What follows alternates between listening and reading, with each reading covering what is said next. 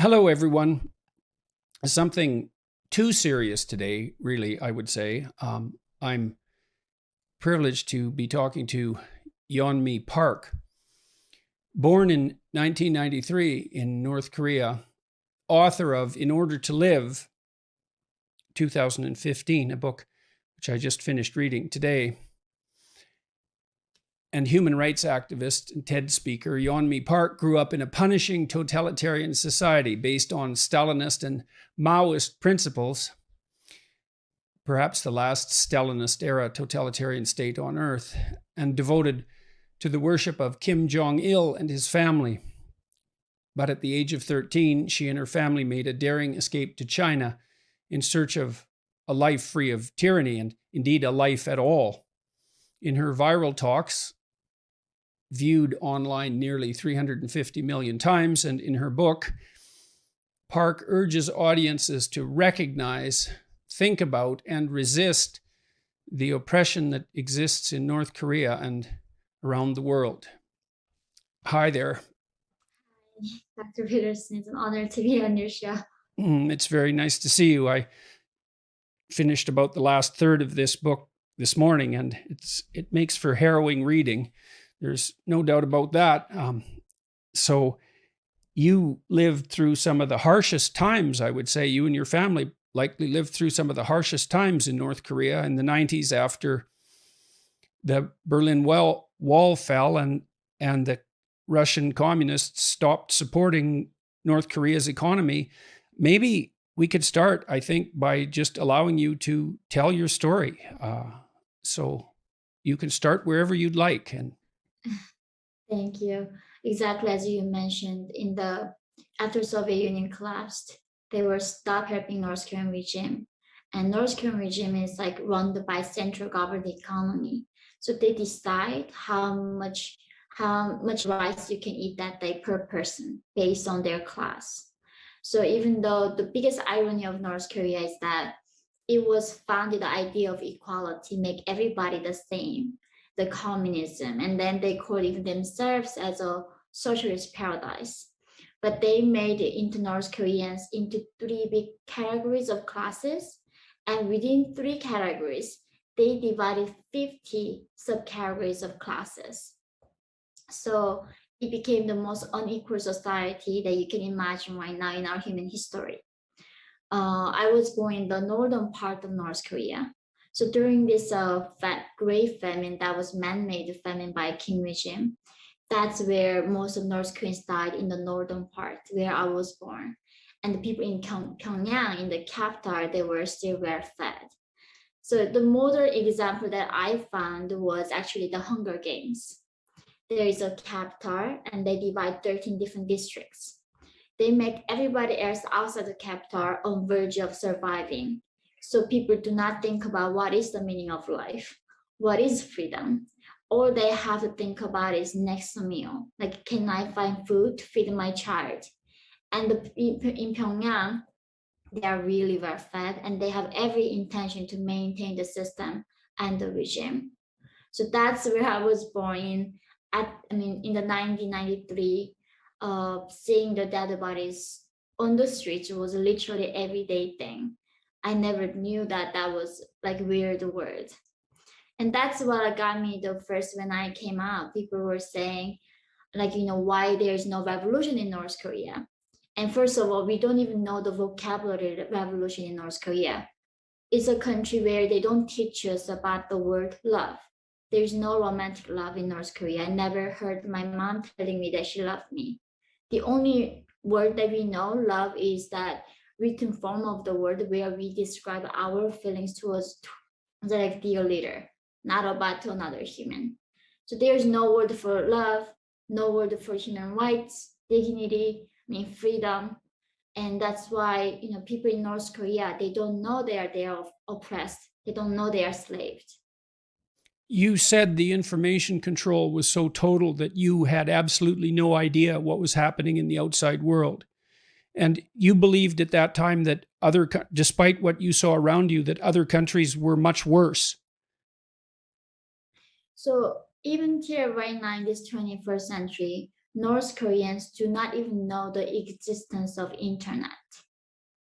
And we do not even have electricity.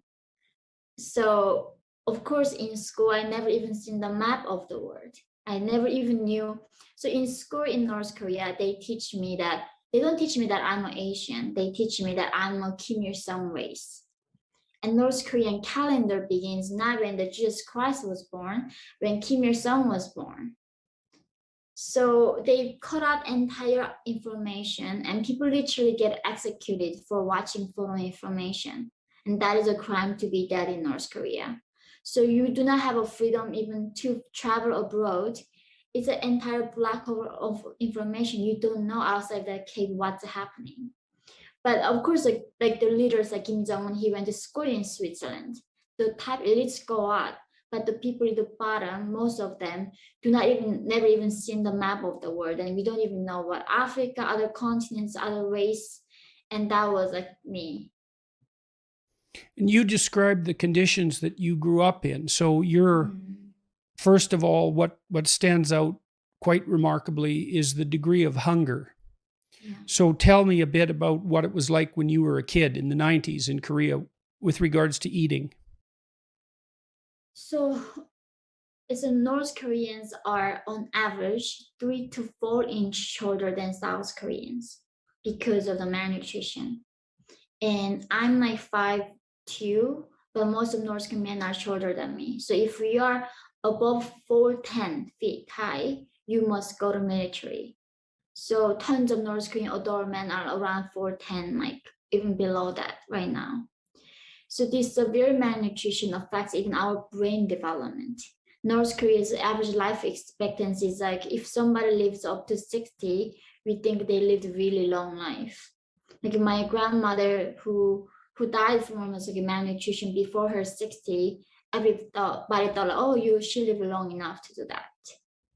So it is a different planet we are talking about. Being in North Korea, of course, like only way for me to get my proteins were eating, grasshoppers, dragonflies, a lot of insects, tree barks, plants, flowers, and that's how we survive. And most of people die in the spring because that's when there's no like really insects and plants are. And that's where every spring there's most of people dying and majority of people dying that time. Yes, and you said that for you and for the people around you, spring wasn't a time of hope and renewal, but the absolute worst time of the year. And so maybe you can explain that.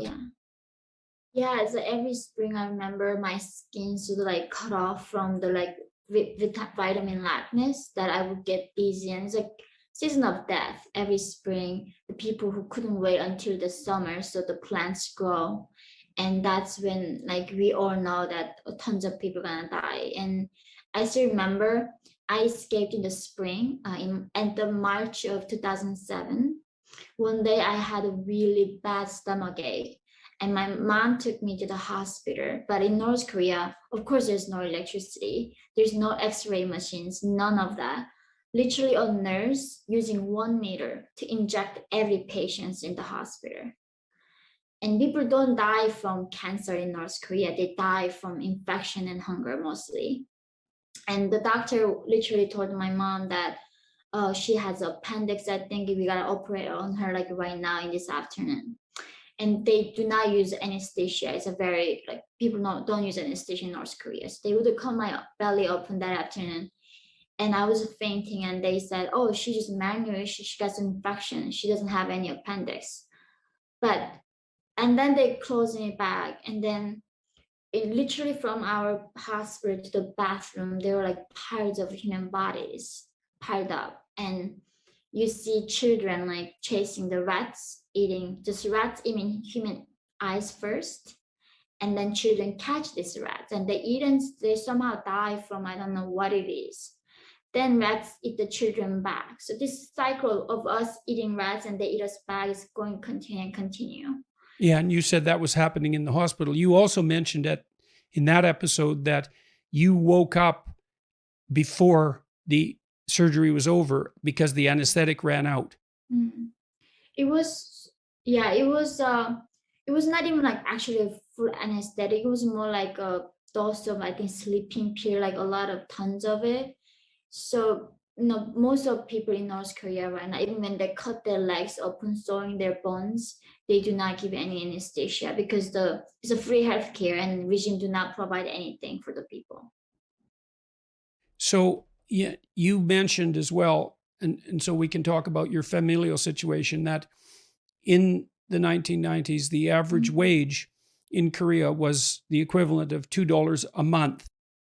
And so $1.90 a day is what the UN regards as the line between poverty, like absolute privation related poverty, and enough to barely subsist on, $1.90 a day. And so North Koreans were making as much in a month as the UN allows for poverty in a day. And you describe, eating virtually nothing. Rice was a luxury. Other forms of food, especially protein, were virtually unheard of, including fruit. And you, in some of the most memorable sections, you described going out into the fields with some other children, and you were about 7 or 8 years old, I guess, at this time, and catching dragonflies and roasting them with a lighter. Mm-hmm. And that was where you got your protein. Yeah, I mean, I ate tons of grasshoppers. I remember always, even though it was a free education when we go to school, so in North Korea, there's no concept of minor. And there's no concept of I. They don't allow us to use the word I. So even though, like I say I like food, they say we like food. We like our country. And in that scenario, when we go to school, they all view us as a revolutionaries. And therefore, even the children, when they go to school, even 8, 7, 9 years old, we all have to work in the manual construction zones. So therefore, children, even when they can afford to go to school, it doesn't really mean much to them go to school. And most of children now in North Korea cannot afford to go to school and stay at home. And that was like my job. And parents go out to find food. Children would like clean and bring the drinking water. We don't even have a sewage.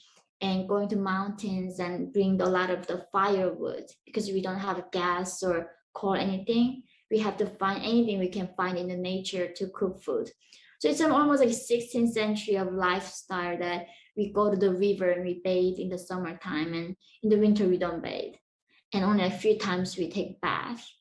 And that's why I still sometimes cannot believe that this is the same life that I'm living in right now. So you mentioned earlier the class distinctions that were drawn in North Korea. And this is a characteristic of other totalitarian states, including those hypothetically predicated on absolute equality. You saw this happening in the Stalinist era and also in Maoist China, where if your family members were associated with a group that was deemed oppressive, then that still might impede your chances of survival, let alone progress 3 or 4 generations later. So and I believe your family, if I remember correctly, your grandfather or great-grandfather was a landowner. Mm-hmm. And so what did that mean? So exactly, that's what North Korea does right now. They still have this thing called the guilt by association. So if one person does wrong in North Korea, it doesn't mean just you are the one get punished. 3 to 8 generations gets punished. So when there was one high-ranking official escaped, they killed more than 30,000 people because of the one person's defection. And that's the cost that I had to bear, me speaking out afterwards of my 3-generation family back in North Korea that punished. So that's like that. My great-grandfather, I think, was small landowner before the communism, everything began in the 1900s, early that time. Because of that, then my grandmother her status was down. And the trickiest thing about North Korea's status is that there's not even something called marrying up. Some other countries, if you marry somebody from higher status, you can go up with them. But in North Korea, there's only going down. If you're high status and marrying to somebody low, you go down with them. That's how they prevent mixing different classes. Right. And so that's one of the consequences of this idea of group guilt, And so the system is predicated on the idea, or was predicated originally on the idea, that the landowning class was oppressive, tyrannical, and well, they were thieves. They were immoral thieves, essentially, as an entire class. And then that class guilt became so pervasive that it wasn't escapable across generations. That's where the idea of group guilt takes societies. And how would you contrast that to what you see in the West? It is so so unbelievable. I mean, I went to school in America, to university, and or talk about this, I mean, America also had a slavery and like all those oppression, but now they're collectively being guilty for their history. And how many generations ago was that even? And then people still trying to punish people who were not doing it at the time. And how do you choose your ancestors? I think that's what was the hardest thing for me to be in North Korea, is that I mean, I wish I had that option to choose the things back then, but it's not within your control. And now also in America, I see these trends of people going after people whose ancestors were perhaps the like slave owners. But how is it even relevant to that individual right now who they are? It's not something they contributed back then. So this idea of the guilt collectively, we associate them, and I just never knew that the rest of the world was going to be also like this in a different degree. But this is something that mainly North Korea holds against its people. They literally call you blood tainted because your father, your great great grandfather did something. That means you are forever, your blood is tainted. You are not like redeemable. And almost now in America, I see that because some white people, their ancestors owned the slaves, they are like redeemable. They should be forever guilty about their privilege.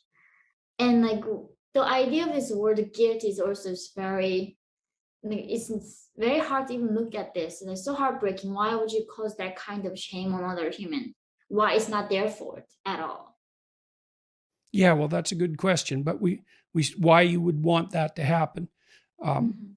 Well, I think it's part of a demand for some hypothetical radical equality. I mean, it is the case that some people are born, we're all born with different advantages and disadvantages, and some of those are linked to our ethnicity and our race from time to time. And there's an attempt to, at least in principle, level the playing field, but it gets very dangerous when you try to equalize the outcomes and when you enter the realm of guilt by group. That's a catastrophe. Everywhere that's ever been instituted, it's just a complete catastrophe, because exactly the same thing happened in the Soviet Union and in Maoist China.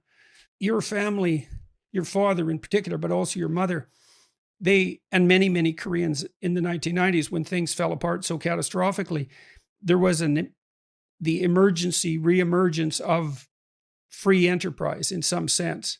It was illegal, highly illegal. But tell us what your father and your mother did to survive. So as you said, in the 90s, until then, so in North Korea right now, you cannot own cars, you cannot own houses. I mean, everything's private. So no private property in North Korea. You don't even own your stuff. Everything is state owned. So therefore, trading is illegal. That you are committing a crime.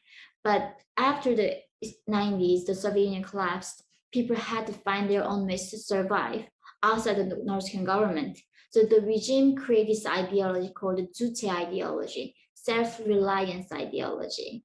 So they told the people, okay, you alive on your own. We are not gonna give you public distribution. You should figure out on your thing. Then like how do we figure out on thing? We don't have freedom. We cannot even trade. So people started getting into this thing called the black market. But Right. often So black market. simultaneously, so what was happening in North Korea simultaneously was that the centralized government distribution system collapsed completely when it was no longer subsidized. And the North Korean government decided that everyone was now on their own, while simultaneously making any ownership and any trade whatsoever illegal and punishable with extreme punishments. So you were on your own, but forbidden to do anything that would get you out of your condition of starvation and privation. Exactly. I like now I'm thinking back. People said like, "Oh, what were you allowed to do in North Korea?" I literally sat down one day like, "What was I allowed to do on my own?" Literally just breathing. that is the only thing that I was allowed to do on my own. The regime literally tell you what to read, what to listen to. They even send you prison if you dance in a wrong way. If you wear jeans, they say it's a symbol of capitalism, they send you prison. If women wear like skirt, like pants, sometimes they say, oh, women have to wear a skirt. And if you watch wrong movie, and even the haircut, they tell you what kind of hair. It was a funny joke for the Westerners. I cannot believe in North Korea you have to follow the haircut line, the guidelines. That's how controlling the regime is. They intervene every aspect of your life, and literally, when there are some times when we have even electricity, they would give us this radio that we cannot turn off. We can lower the volume, but can never turn off at home. So they force us to listen to this propaganda blast. Right, and it's stuck on one channel. Yeah, no, there's only one channel. And you can't move the station selector to listen to anything else. That's illegal as well. Yes. And that's the thing, like the regime doesn't allow us to anything, and then but let us somehow find a way to survive. And of course, that means breaking the rules in North Korea. And my father was involved in black market, where he started selling dry fish, sugar, rice, clothes, clocks, and then later the metals like copper, silver, copper, and of course that was illegal, and that's how it was sent to prison camp. Right, and so he started to trade.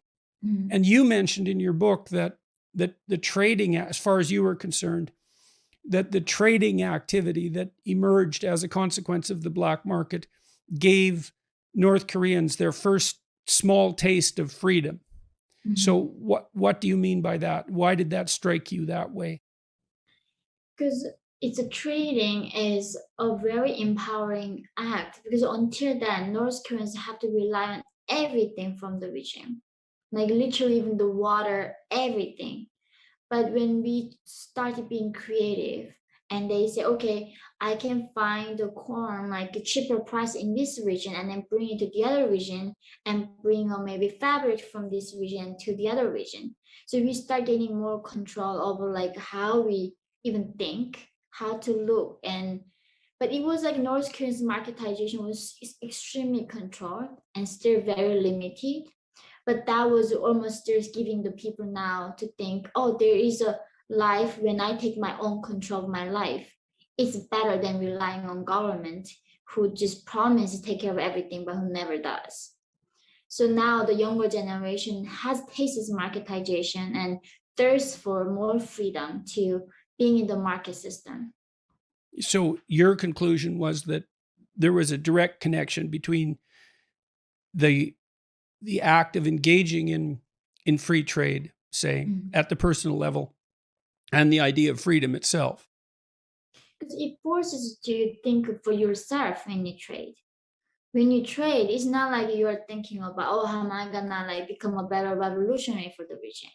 You think for yourself, like how is it gonna benefit me, my family, if I do this? But for North Koreans, thinking for yourself was something so unheard of. Like when we are born, the first thing they teach us how to bow properly and respect. And the first thing that my mom told me as a younger was not to even whisper, because the birds and mice could hear me. She told me that the most dangerous thing in my body that I had was my tongue. If you slip out a wrong word, that is end of our like entire family clan. That's how much dangerous your tongue is. Yes, so you carefully discuss your experiences with free trade and attribute to that the dawning idea of autonomy and individual freedom, whereas the act of trade is deemed illegal and immoral by the totalitarians, and that's associated in some manner with their insistence that private property is theft and that capitalism by its nature, which would include any free trade of any sort, is also corrupt and malevolent. Right. So, all right. So your mother, you talked about the restrictions on your speech, that even the mice had ears, so to speak.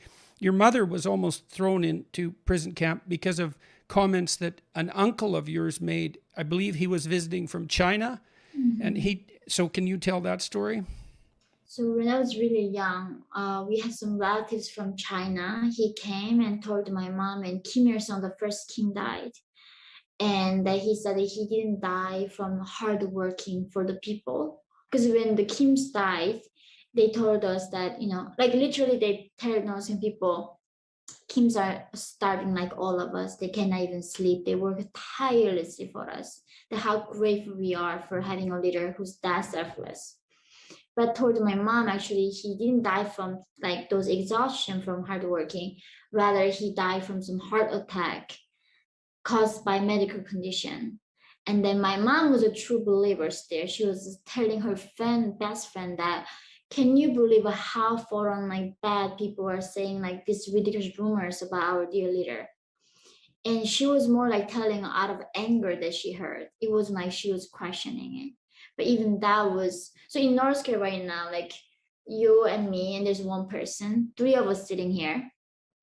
I'm watching you, and you're watching the other person, and that person watching me. So even though I'm being a nice person, not gonna report on you, I know that someone watching me gonna report on me.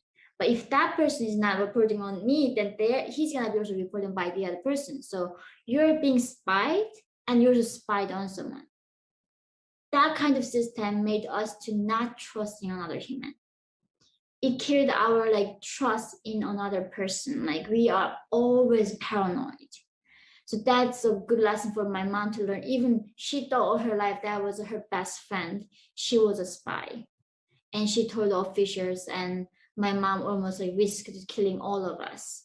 But the thing is, because she never slipped the word to another person, and she said from the intention of defending the revolution, they like pardoned her and told her never ever say something like that ever to anybody. So even my father never knew what was happening there. Right. So even though she thought the rumor was a lie, and when she talked about it, she was outraged, that was still enough for a full investigation with a tremendous amount of danger associated. And it was luck in large part that she escaped from more severe punishment. And the fact maybe that she had small children. Definitely. Like right in North Korea, like when you have a newspaper, every front page has to be Kim's. But when you turn in the back of the newspaper, you don't see the photo of Kim's. By mistake, if you read that newspaper, your family goes 3 generations to the concentration camp. So if you rip it. Oh yeah, so it's like if you get a newspaper, you gotta be very careful how the photo is gonna be positioned. So every household in North Korea have them portraits of Kims. If your house caught on fire, the first thing is not you holding your child and one up. You have to hold the portraits till your death. Otherwise, it's gonna kill 3 generations of your family again. So this is like the Kims are gods to us. They are almighty, that who can read our thoughts. I literally believe that it was like so North Korea copied the Bible. In its exact Bible, Kim Il Sung was a god, loved us so much, gave his son to us, Jesus Christ, right? Kim Jong Il. His body dies, but his spirit is with us forever and ever. Therefore, he knows how many here I have, what I think, what my future will be. So if we sacrifice ourselves right now for the revolution, we are gonna join him in the paradise afterlife. So North Korea, therefore, is #1 Christian persecution country because it's so they copied it so like similarly. They cannot show it to North Korean people. There's some other ideology like that exists in other country. So that's why they don't also allow the religion in that way. So you spent a lot of time when you were a kid completely on your own because your father was eventually put in a prison camp and for a long time. And then your mother spent a lot of time away from you because she had to do what she needed to do to raise money so that you could survive. But also she was trying to deal with the situation with your father. So you and your sister, how much age difference is there between you two? 3 years. And she's older? Yes, I was 8 years old and she was 11 years old. And you spent a lot of time on your own. Months?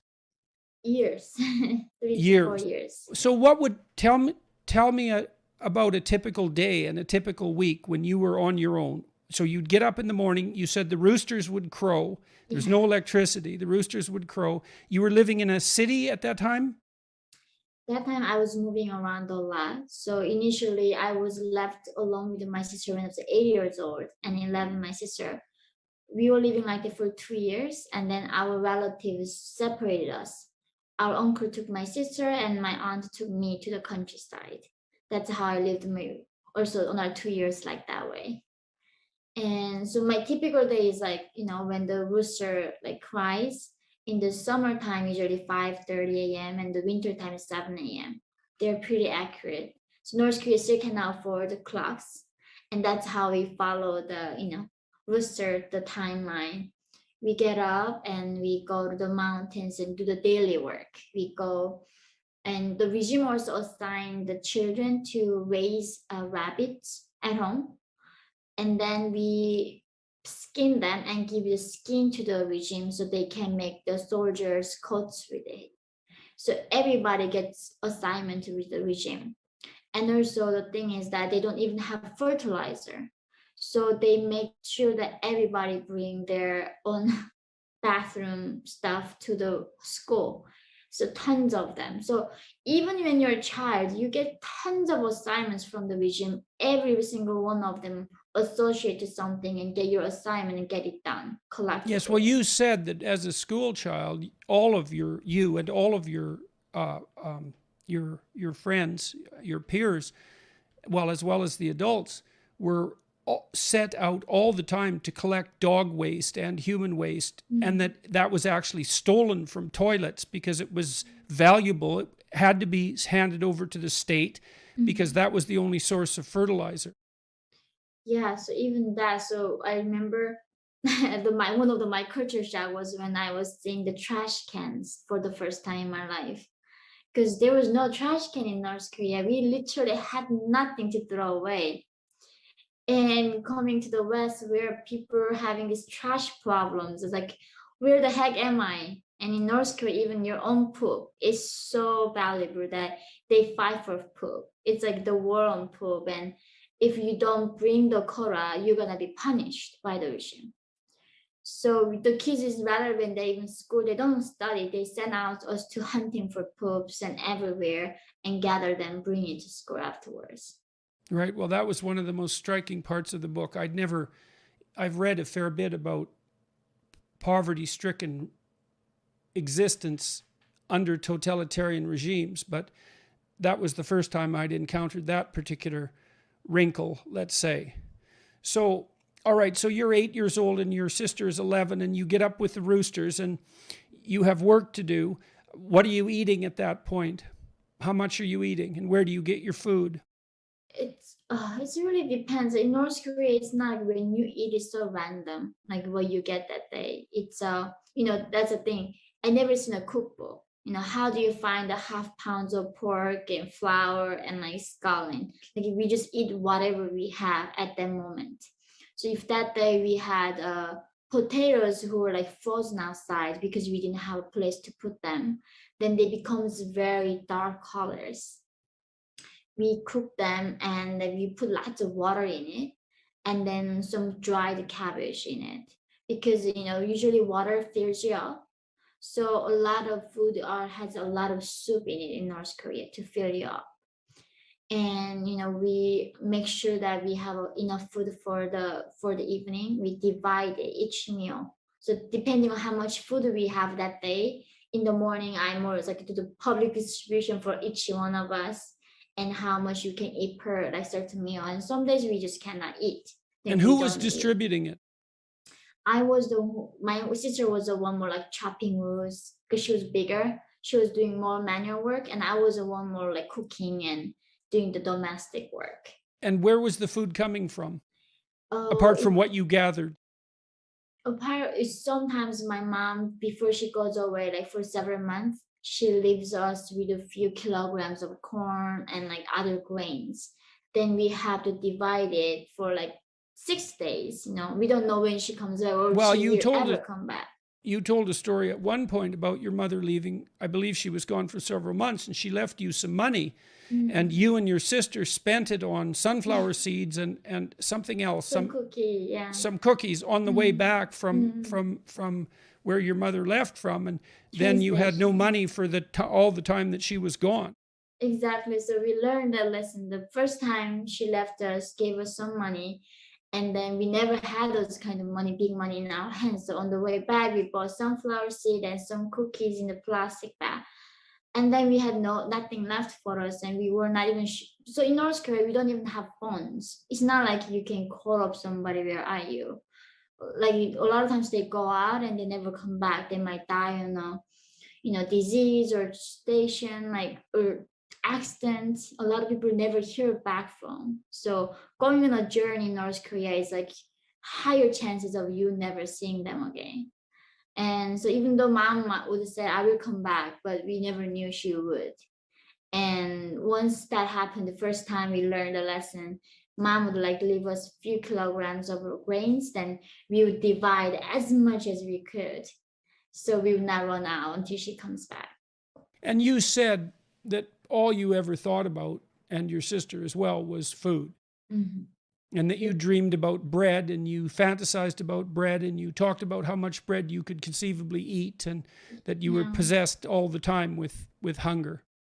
I know. I'm like still thinking, as a child, like I never ate till I felt full, so I never knew what was like limits of my own stomach was. I never knew how much should I be fed so I feel like full. So as a young man, I literally thought, if I even eat the mountains of food, I thought I would never feel full. So we would compare how much I can eat more. So my sister said, like, I'm 100, I'm 1,000, then like a mountain and 10 million, and whatever the number, whoever comes up bigger. And that's how we were just like dreaming of it. That was the only thing on your mind. So that's the thing. When people talk about like the civilization, right? It falls when you don't eat. People like become animals. You lose all those dignity. All you're thinking is just food, basic survivor. And that's what my people always dealing with, the basic survivor. Yeah, and you were at that time too, you were seeing death everywhere as a consequence of starvation. I still remember, like, one day my sister and I walked by near the well. It's like people bring the drinking water. There's a young man, I don't know, like maybe teenager. He lies down and his intestines comes out of him, and he was still alive. And like, I'm hungry, give me something. But as a young mind, I didn't even feel sorry. That's the thing haunts me the most, is that I feel nothing all my life there. Like, and because every single thing I saw was like that. And now I'm thinking, was I a psychopath? Like, how did I feel nothing about it? But that's like the so desensitized North Koreans are. Like, I think if you're in shock, you were in shock all the time. I mean, you said in many of the experiences you had, for example, that you felt like you were outside your body watching. And that's a classic sign of dissociative stress. And you were in a situation like that all the time. So I don't think that you have to consult your conscience about that. It's in your book itself. There's no shortage of empathy on display. So, and I don't think it's a comment on your character. It's a comment on the absolute horror of the situation that you found yourself in. And obviously you were capable of great loyalty to your family members, and even to some of the people that treated you very, very badly. I mean, the men that you were involved with, in part, once you escaped from North Korea, you had ambivalent relationships with.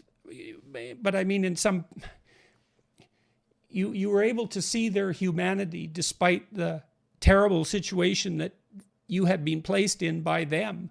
So I don't think there's any issue of you not having the full range of human feelings. It's just you were in situations that were so terrible that fortunately no one in the West essentially can even imagine being in a situation like that. None of us, to speak of, or a very small minority of us, have ever been hungry forever, let alone for any protracted period of time, and certainly not to the point of chronic malnutrition.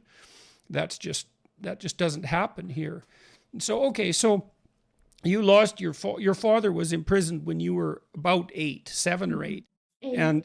And what happened to him? What was the consequences for him? He was doing quite well in some sense by North Korean standards with his trading, so he was good at what he was doing, and your mother helped him. But he got imprisoned, especially after he moved up into more dangerous commodities. You said that he started to trade metals, and that he was hiding the metals in cars, railway cars that were reserved for I think I've got this right, for Kim Jong-il. Yes. Yes, and because they wouldn't be searched. Yes. So every train in North Korea, we only have one train line, and that goes from one side of the country to the end. It sometimes takes a month to go because of low electricity, and the railways are very bad. And that's why there's only always reserved one cargo that carries the things to Kim's from other And parts what's of the in that country. car, just out of curiosity?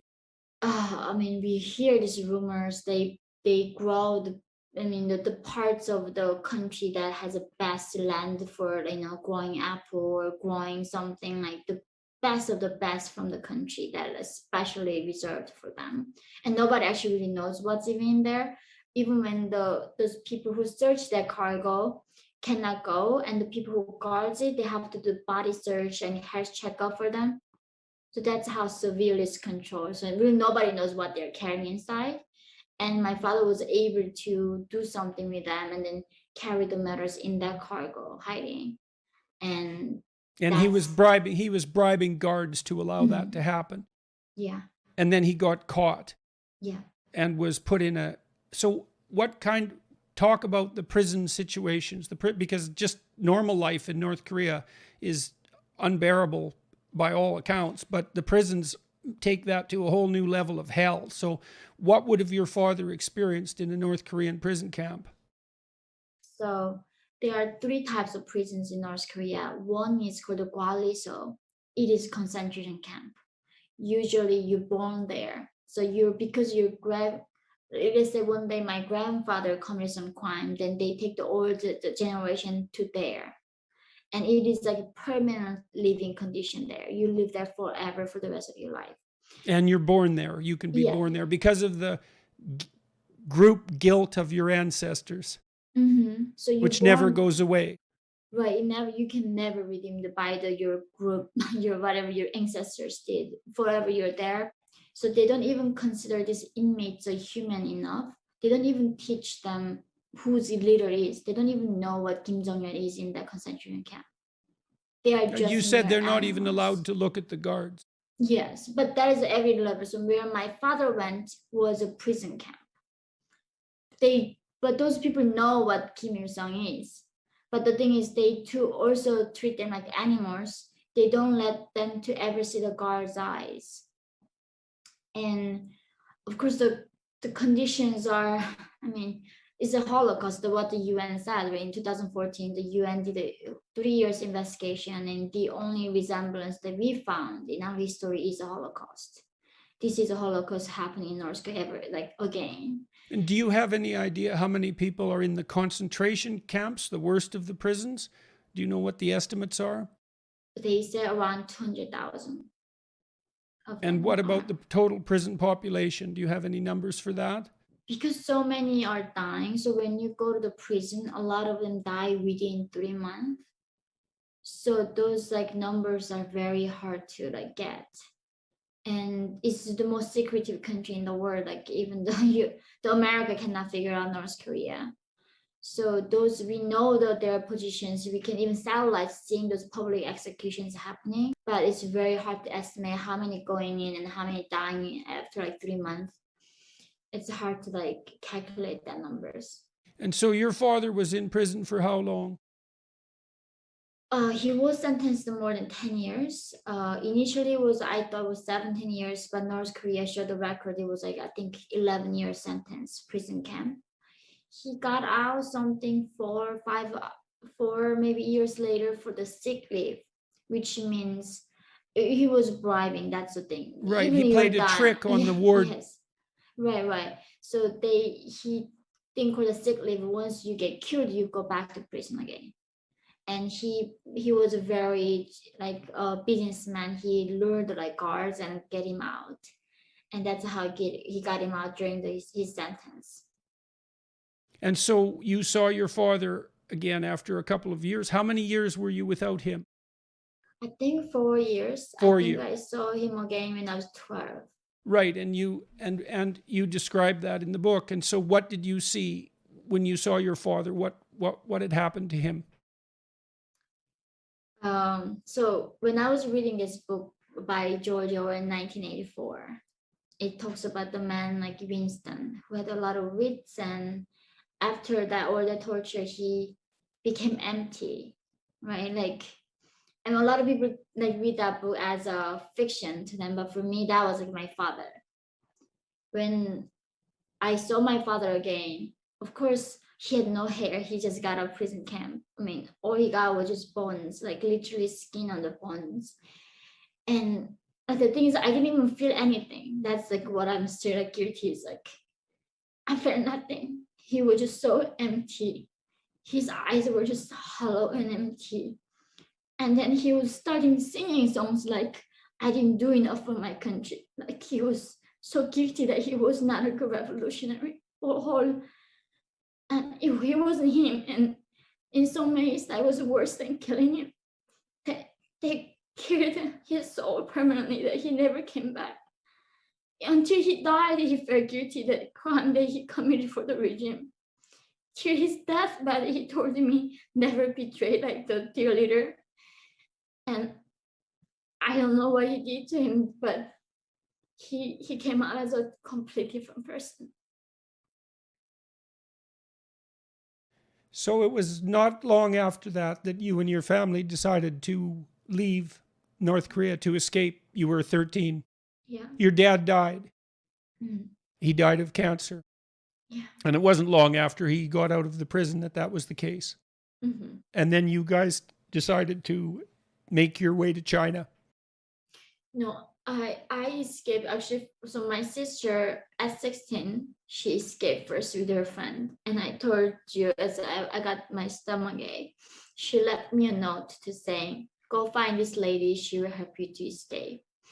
Initially, I didn't plan to escape with my mom. I was going to escape with my own sister, but because I got sick, my sister had to leave first.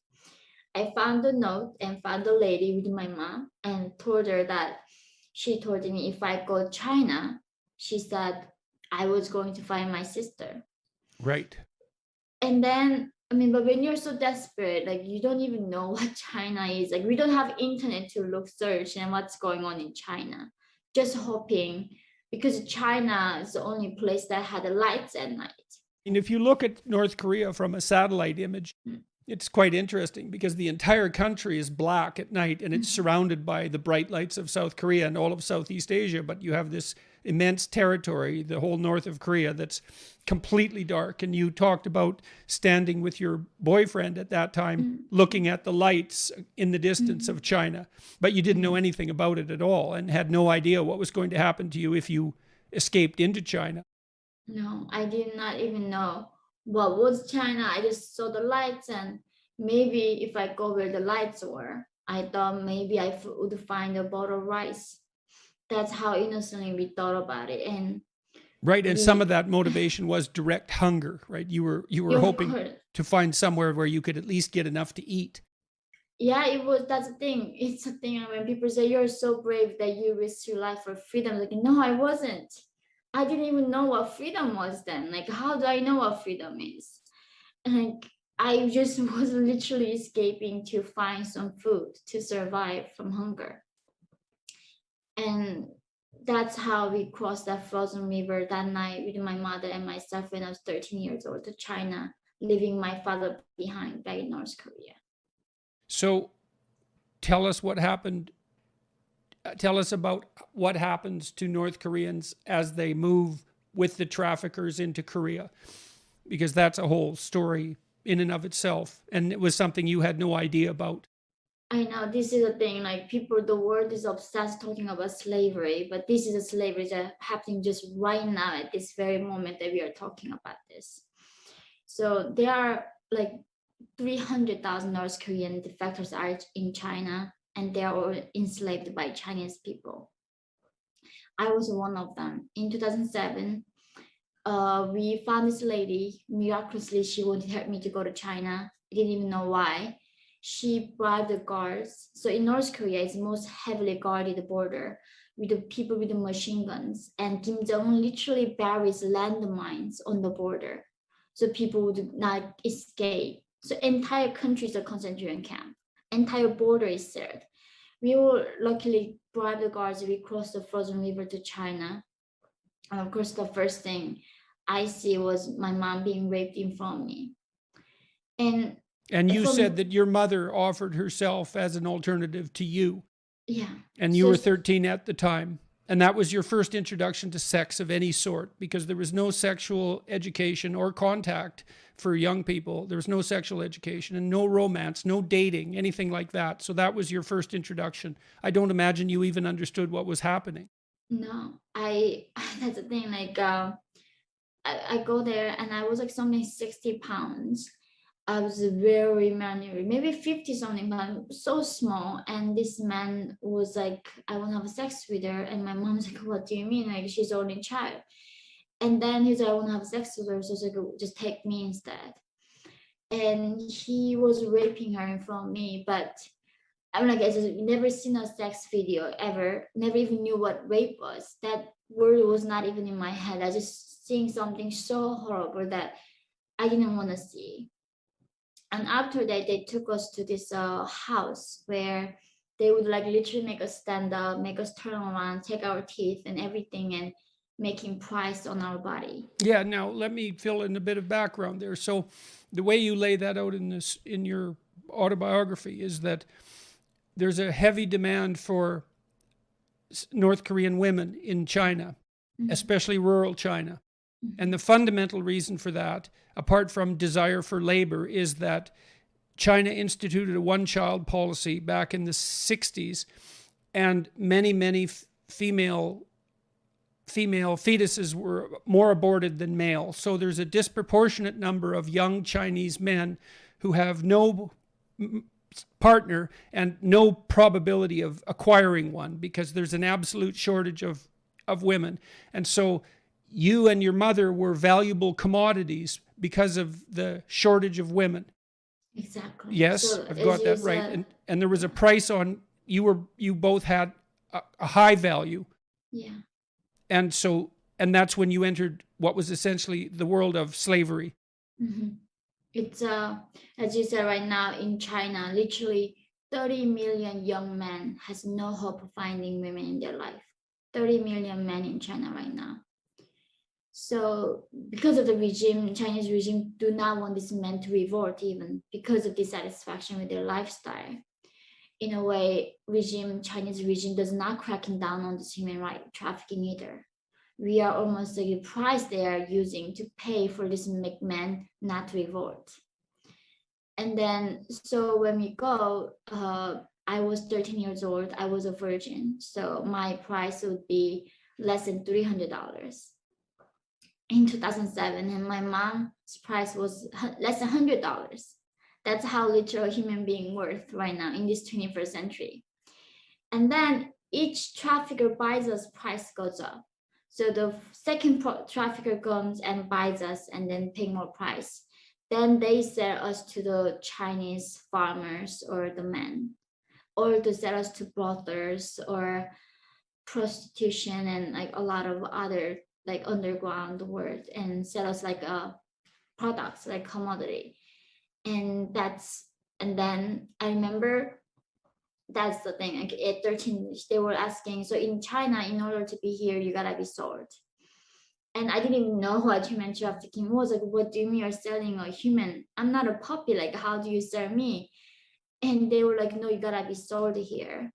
And they said like literally to me was that, oh, if you don't want to be sold, you can go back to North Korea. We can let you guys go back. But the thing is, going back to North Korea is a death. Like, even though miraculously regime doesn't punish me, there's no chance for me to find food. I mean, that's the hardest thing. It's like there's no place for us to go. outside of North Korea. Like if we leave that country, whatever the condition is, it's better than being in North Korea, because at least in China we are being fed. Doesn't matter we are raped, tortured, we are at least being fed. And that's how we stayed in China and they sold me separately from my mom, because they can charge two people's price. So they sold my mom and sold me separately, and that's how I got separated from all my family at 13. Yeah, well, you said at the beginning when you went into China that you didn't tell the smugglers, the traffickers, that you were traveling with your mother. You said that she was younger than she was, and you said that you were older than you were. Exactly. Because they weren't going to take you otherwise. Yeah, so the lady... And you had no idea what was in store for you at that point also. No, I did not know. She told me, oh, don't tell them you guys are mother and daughters, just say you're maybe aunt or something. And told my mom, you're much younger, you're much older. And because human trafficking was something that I didn't hear about in my life, I was so scared, because in North Korea, there's no bad news. Every news is a happy news, how amazing we are winning in the revolution. So I never even knew what rape was. Like in America, if you watch news, like somebody raped, you know what rape is. But in North Korea, they steal every information from you. Like news is not actual news. So not knowing what rape is, not knowing what human trafficking is, and just completely into just another like planet. But you had enough to eat. Yeah. And was that the first time in your life that you'd actually had enough to eat? Were you able to find enough so that you could eat until you were full? Did you experience that at that point? That's when I learned. Another thing is, it didn't matter that I had food to eat again, because I lost everything that mattered to me. Like I lost everything, and so I wanted to kill myself. Like I finally went to the place where there was a food for me, but then that means me being a slave, and I'm losing every single one of them in my life, and I was going to kill myself. And at that point, this broker told me, if you help me become my mistress, help me with my trafficking business, that I'm going to help you with your own family. Why did you decide to stay alive? What kept you going? Because my mother, he told me at that point, he said, if I don't kill myself and helping him, then he said he was going to buy my mom, because he's the one who sold my mom to a farmer. Right. So at that point, you were separated, and your mother was the enslaved wife, so to speak, of a farmer in a rural community. Yes. So she had to be bought back, and that's the deal he offered you. Yes. And so you decided to stay alive because you thought you could help your mother. Yeah. It wasn't for you. No, I was, yeah, it was my life mattered something, right? It meant something. I could do something more than that. So he offered to bring my father, and that's how I brought my father to China from North Korea. And that October, when I was turning 14, in that October 2007, I saw my father again. And so then you were with this man, Hong Wei, was that his name? Hong Wei. Mm-hmm. And you describe a very complex relationship with him. He was violent and a gambler, so he would spend vast amounts of money raised by this trafficking trade and disperse all of it in gambling fits. And he was violent to you, but you also believed that over time he came to love you. And so what do you make of that in retrospect? It's an unbelievably complicated situation, to say the least. Even though actually is a thing, last year he came out of prison in China after 10 years serving sentence, and I sent him money from the US to help him. And it was for me too. That's the thing. And then I could actually, this morning I woke up from this nightmare of my time with him, how violent he was. All my day I was like, was hard of like all those nightmares I went through. But the thing is, like, nobody's pure evil. Nobody's pure like anger. I think that's what it is. Like, as much as he was so evil, I'm still haunted by nightmares. He still like saved my parents. He still gave my father's last moment that I can cherish. And I think that's life really. It's not that like simple. Yeah. So you were with him for how long? 2 years. And what occurred after that? You went to Mongolia. What was the trek from him? Now, so he bought your mother back, and so you're together living with him, you and your mother? Yes. You can't find your sister yet at that point. No, we couldn't find my sister. Your father, is he still alive at that point when you're with Hong Wei? So yes, during the time after finding my mom, he brought my father 6 months later, and then my father died 3 months later after I saw him again. And you said you had changed dramatically after you left North Korea. You stopped being a child very, very rapidly. And Yeah. you started to take care of your mother and to make the decisions. And also when your father saw you, once he came to China, that he could hardly recognize you. It still affects me. I think that at 13 I don't know what I became. It took so hard for me to fear something again. Like when I had my own son, actually in 2018, when I met you at the lecture, that is the year when I for the first time felt something. And like I was so grateful that I was feeling things ever again. And so at 13, I learned how not to fear ever. And I don't know how it was possible even. So my father came and then he died. So I buried his ashes in the middle of the mountain.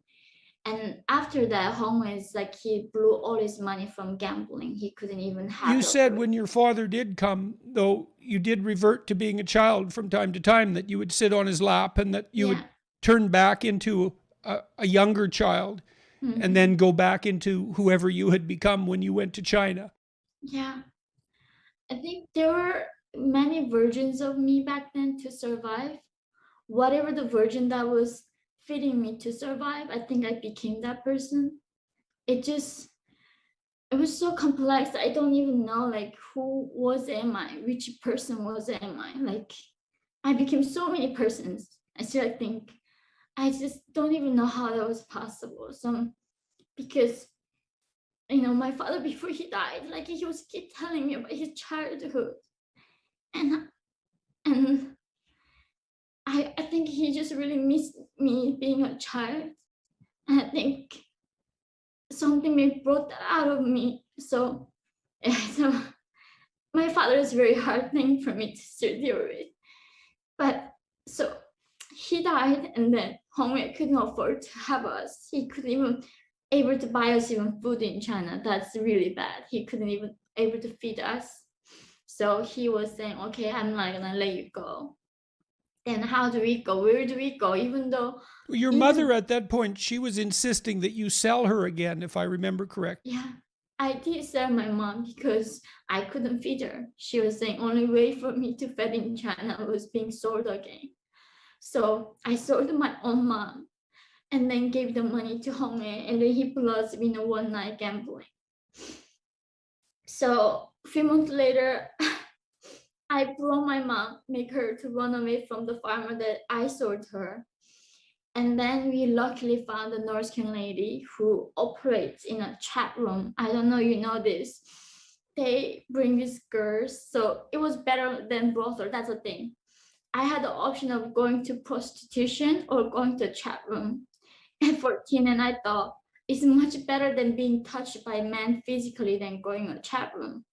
Well, you said that with Hong Wei that that was your introduction to sex essentially, and that it was catastrophic for you, and so, well, and then you, after Hong Wei could no longer afford to feed everyone, that's when you entered the chat rooms, and you were working in the chat rooms for how long?